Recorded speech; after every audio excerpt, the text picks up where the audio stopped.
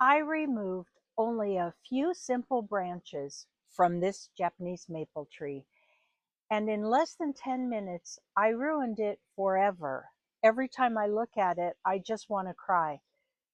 And the thing that upsets me so much is that the way I pruned it was something that I had read in a book, so I didn't just make it up. I wasn't just winging it. This was professional pruning advice. So in this video, I want to share with you what I did, why I did it, so that you will never do it, and how I turned it around and what I did, which helped me level up the rest of my pruning. So just very quickly, I had read in a pruning book that you should cut off any branches that grow toward the center. So that's what I did. I thought it was so cut and dry. I cut off branches that went this way and branches that went this way. But when I stepped back to look at it, what I realized was that I had removed all the graceful, leafy lower branches, and all I had was this big empty vacuum. And now, instead of a lacy curtain, what I see is my fence. So because I wanted to get something positive out of the disaster that I made, I decided to take a pruning class from a master pruner named Michael Alliger. And he is not just a master pruner. His specialty is aesthetic tree pruning. So versus fruit production or orchard pruning. And it was a 3-hour class. But what I thought I would do is boil it down for you to 3 fun facts that you can use in your own garden, plus 2 myths he busted that I had believed my entire gardening life. Number 1, when you approach something you're thinking about pruning, you have to ask yourself, you have to decide, what is my intention before you make the first cut? Because every single thing you cut is going to prompt a response in the tree. So what is it you're trying to do? Are you trying to open it up and put more air and light into the center? Are you trying to manage the growth? What is your intention in pruning that tree? And when he said that, what is your intention? That hit me like a lightning bolt because when I approached this tree, I was just thinking, oh, I need to cut off everything growing toward the center. But had I stopped and thought about it, what is my purpose? I would have never made this irreparable damage.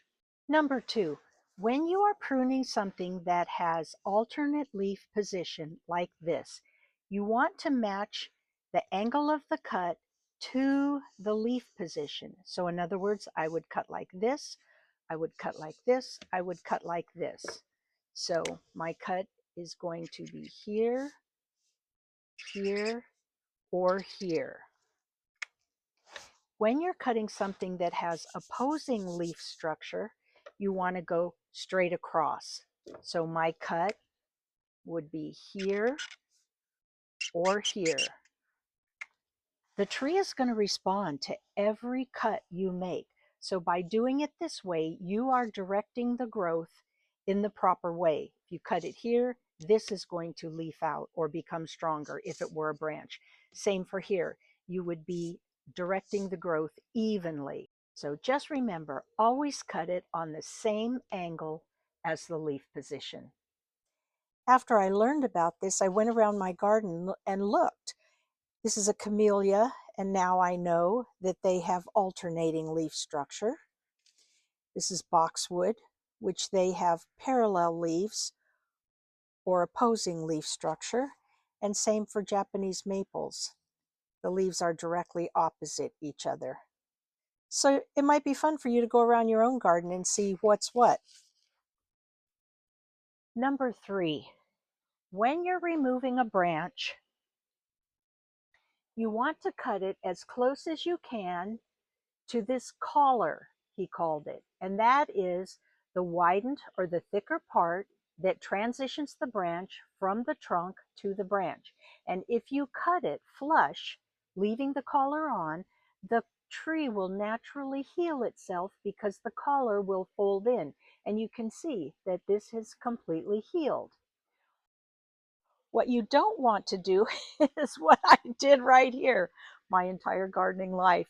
I thought that when you cut something off, you were supposed to use tree seal. which is like a black sticky substance like tar, and you paint it on. And the theory behind it, which I had always been told, was that it is going to keep out disease or bacteria or insects, and the tree will heal much cleaner. Well, that was the number one myth that he busted.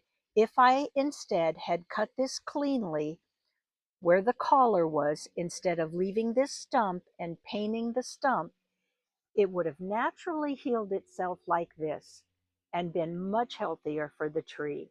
And as far as recommended tools, the instructor was not in favor of loppers. He said it's too hard to get flush with that collar in order to make a cut that the tree can easily heal. You're much better off investing in a small tree saw. You just get a better cut, so it's worth the investment if you're going to do it right. Number 4, how to get your tools perfectly clean. You soak them for 10 minutes in hot water, dish soap, and a little bit of coconut oil from the grocery store. And then, when they're completely clean, you take them out, dry them off, and you add a few drops of camellia oil. That was so interesting to me because I never realized that camellias or the blossoms produced any kind of an oil. I oil my tools with my sewing machine oil, but I'm going to order camellia oil because I love the idea of something that came from the garden and is organic, and I'm using it to take care of something that is going back into the garden. I really love the idea. The second myth he busted for me: I have always wiped off my tools with bleach or alcohol after I prune, because you always hear that fire blight can spread if you cut it off, can spread, or any kind of disease can spread from one tree to another. Not so. University of California at Davis, UC Davis, is known for their ag program, and they did a study specifically to see whether or not fire blight can be spread by the use of tools. And they actually made a slurry with fire blight infected foliage and painted it on various tools and cut from shrub to shrub, and it didn't spread. So that was the second myth I have believed my entire life. Not true. So if you were pruning off something that was diseased, you would be better off pruning down below the affected area to where the foliage is clean versus disinfecting your tools after the fact. Well, that's it for my pruning mistake. Let me know in the comments if you've ever made a whopper like I did. I actually hope you never have. And please remember to like and subscribe. I am trying to grow my channel. Thank you so much for being here, and I'll see you next time.